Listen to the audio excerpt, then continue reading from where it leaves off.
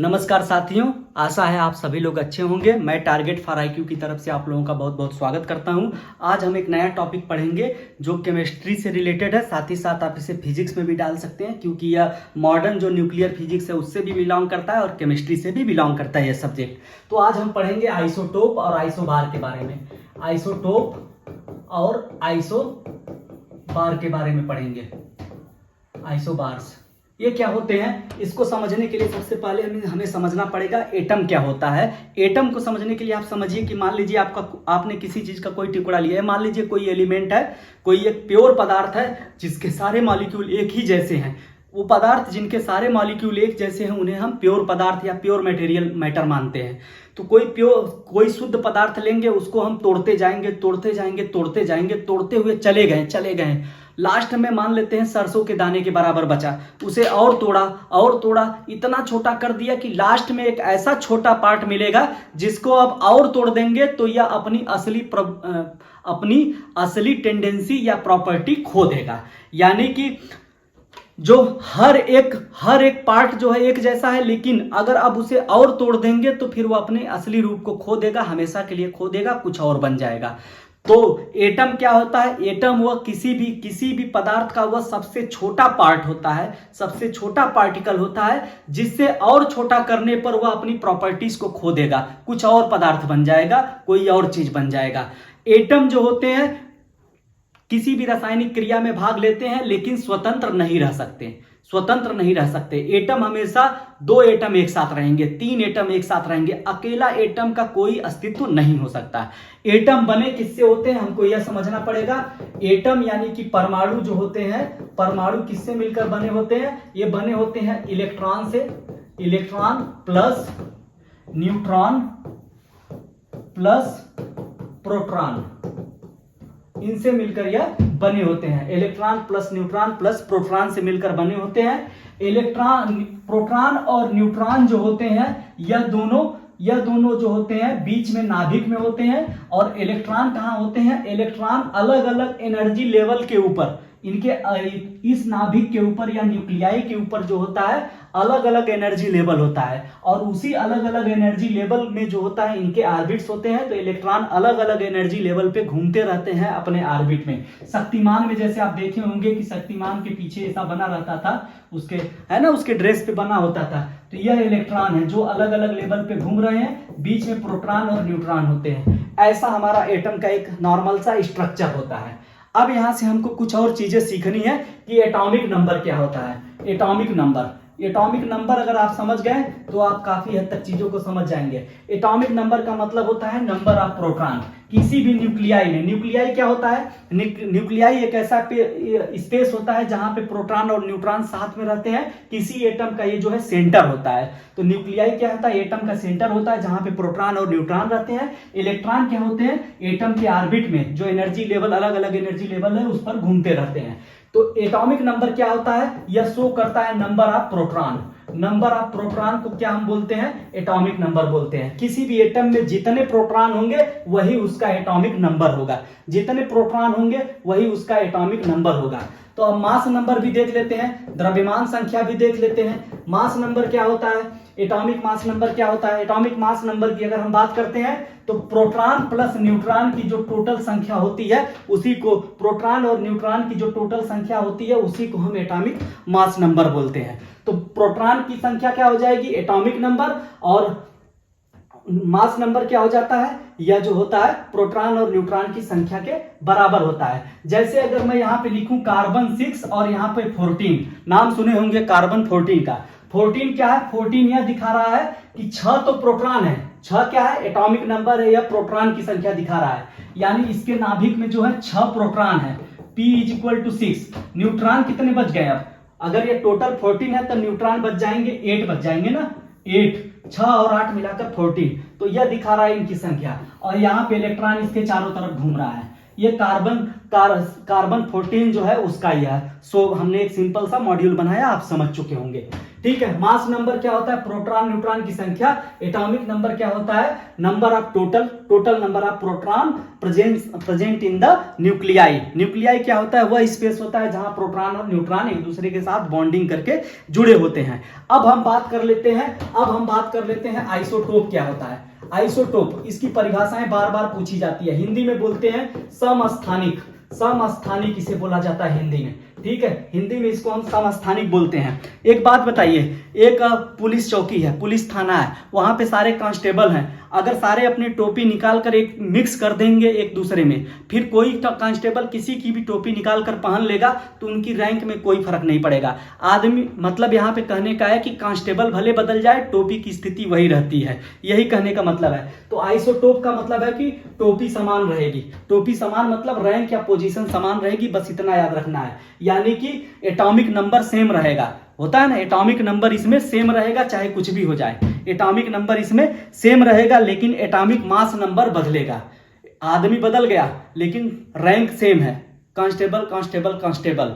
ठीक है, लेकिन उनकी रैंक उनकी एज अलग अलग हो सकती है। एक कांस्टेबल एक ही कांस्टेबल है, सबके सभी कांस्टेबल हैं, लेकिन उनकी एज अलग अलग हो सकती है ना, बॉडी वेट अलग अलग हो सकता है, भार अलग अलग हो सकता है, लेकिन रैंक सबकी एक है। उनकी संख्या, कौन सी संख्या? रैंक संख्या एक है। सबसे लोअर वाली संख्या पे कांस्टेबल है। तो वही बात यहाँ पे कर रहे हैं कि सबकी टोपी समान है।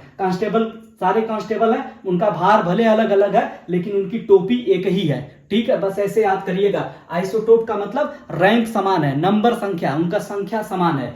ठीक है, नंबर मतलब यहाँ पे नंबरिंग, लेवल समान है, उससे मतलब है। तो आइसोटोप का मतलब होता है कि एक ही एलिमेंट के, सेम एलिमेंट के, जैसे सोडियम उठाए तो सोडियम हो, सेम एलिमेंट के जो न्यूक्लियाई लिए जाएंगे, एक ही एलिमेंट के अलग अलग कई सारे न्यूक्लियाई लिए गए, और उन न्यूक्लियाई में देखा गया कि सबका जो है प्रोटॉन की संख्या समान है, लेकिन न्यूट्रॉन की संख्या अलग अलग है।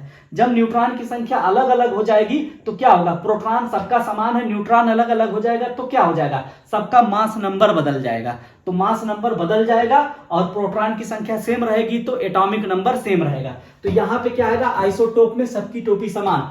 आइसोटोप में क्या होगा? एटॉमिक नंबर सेम रहेगा। तो इसको अंग्रेजी में लिख लीजिए 2 और मोर, 2 से ज्यादा होना चाहिए। 2 और more nuclei of same element, nuclei of same element. एक ही तत्व के 2 या 2 से अधिक नाभिक जिनका जो है एटॉमिक नंबर सेम हो लेकिन डिफरेंट मास नंबर हो, having same atomic number but different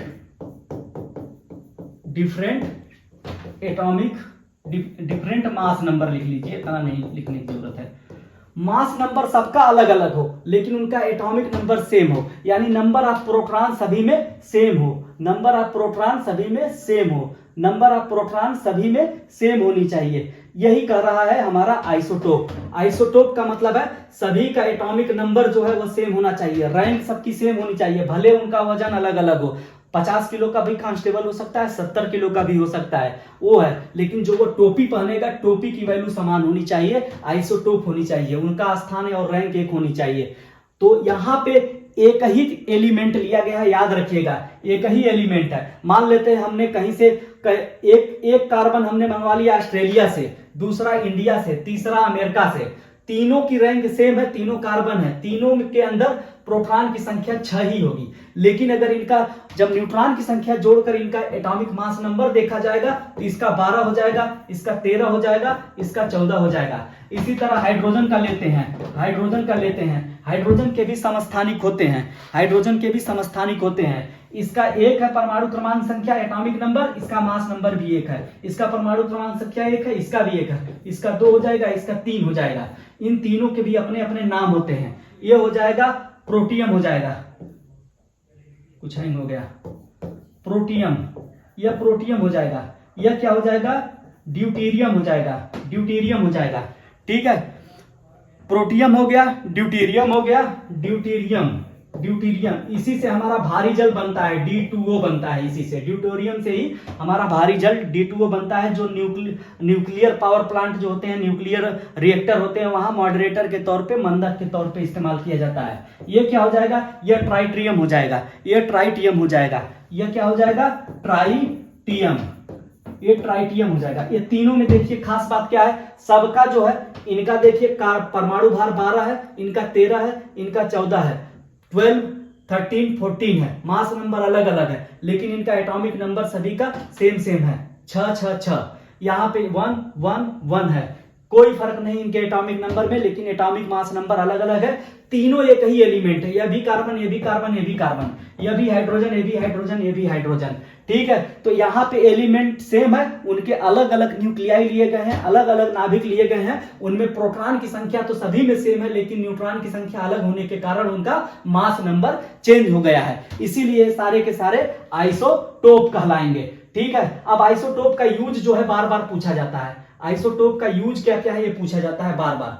isotope का यूज देखिए क्या क्या होता है, जैसे कार्बन 14 का आप बार बार नाम सुने होंगे, कार्बन 14 का आप बार बार नाम सुने होंगे, कार्बन 14 डेटिंग होती है, कार्बन डेटिंग करवाएंगे, किसी भी चीज की कार्बन डेटिंग कितना साल पुराना है, अगर हमको यह देखना है तो कैसे पता चलेगा, हम कार्बन डेटिंग करवाते हैं, कार्बन डेटिंग होती है उसकी।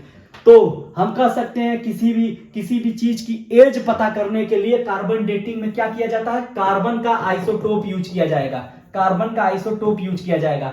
धरती करोड़ों साल पुरानी है, कार्बन डेटिंग 50 से 60 हजार साल तक का ही कैलकुलेशन कर सकता है। 50,000 साल से पुराना कोई फॉसिल है, जीवाश्म है, तो उसकी डेट, उसका एज निकालने में, उसका टाइम निकालने में, उसकी डेटिंग करने में समस्या आने लगती है, इसलिए फिर यूरेनियम डेटिंग की जाती है। तो यूरेनियम का आइसोटोप लाया जाता है, उसका प्रोसेस करके फिर यूरेनियम डेटिंग करके पता किया जाता है कि यह चट्टान कितने साल पुरानी है। धरती की जो चट्टानें हैं, रॉक है, उनकी एज पता करने के लिए यूरेनियम डेटिंग का इस्तेमाल किया जाता है।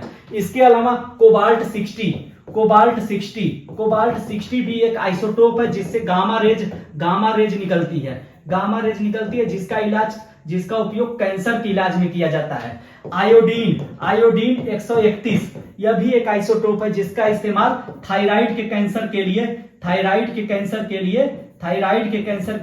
किया जाता है, और घुएगा के इलाज में भी इसका इस्तेमाल किया जाता है। इसके अलावा सोडियम का आइसोटोप होता है, सोडियम का आइसोटोप, इसको ब्लड में इंजेक्ट करके शरीर में कहां कहां ब्लड फ्लो हो रहा है, कहां पे ब्लड वेसल्स जो है वह मतलब खराब हो चुकी हैं, उसकी जानकारी किया जाता है। सर्कुलेटरी सिस्टम में ब्लड सर्कुलेशन की जांच के लिए किया जाता है। तो आपसे सीधे सीधे आइसोटोप क्या होते हैं, आइसोटोप का इस्तेमाल क्या होता है, इसके बारे में आपसे सीधे सीधे क्वेश्चन पूछ सकता है। अब हम बात करेंगे आइसोबार के बारे में। आइसोबार क्या होते हैं, आइसोबार, ठीक है, आइसोबार का हिंदी मतलब होता है समभारिक। पुलिस विभाग ने कहा कि हमको ऐसे लोगों की जरूरत है जिनका भार एक समान है। अब वो कांस्टेबल है कि दरोगा साहब है कि एसआई है कि इंस्पेक्टर है, कोई फर्क नहीं पड़ता, उनकी रैंक क्या है कोई फर्क नहीं पड़ता, भार बराबर होने चाहिए। ऐसे लोगों का एक ग्रुप बनाओ, उनको भेजना है कुश्ती लड़ने के लिए। तो आइसोबार का मतलब हो जाता है समभारिक। आइसोबार का मतलब होता है समभारिक, एक जैसा जिसका भार हो उन्हें समभारिक बोलते हैं। यानी यहां पे क्लियरली कर रहा है कि एक ही एलिमेंट समभारिक होना बहुत मुश्किल है, हो ही नहीं सकता। ठीक है, तो यहां पे यह कह रहा है कि 2 or more nuclei of different element, 2 or more nuclei of different 2 or more nuclei of different element, एक या एक से ज्यादा न्यूक्लियाई मिले और भी अलग अलग तत्वों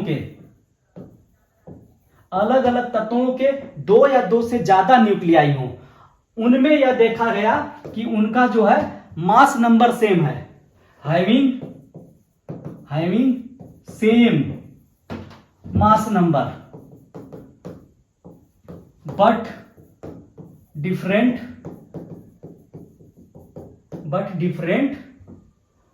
एटॉमिक नंबर।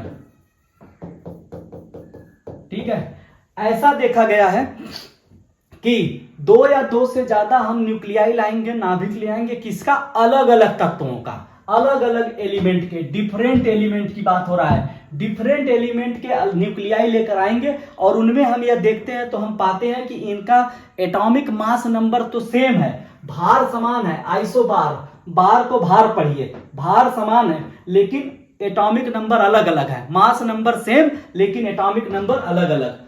ठीक है, डिफरेंट एरिया। यहां पे की पॉइंट आप चाहें तो ऐसे लिख सकते हैं, वेरियस, वेरियस मतलब होता है विभिन्न एलिमेंट, अलग अलग तत्व, अलग अलग तत्व है, पहला पॉइंट।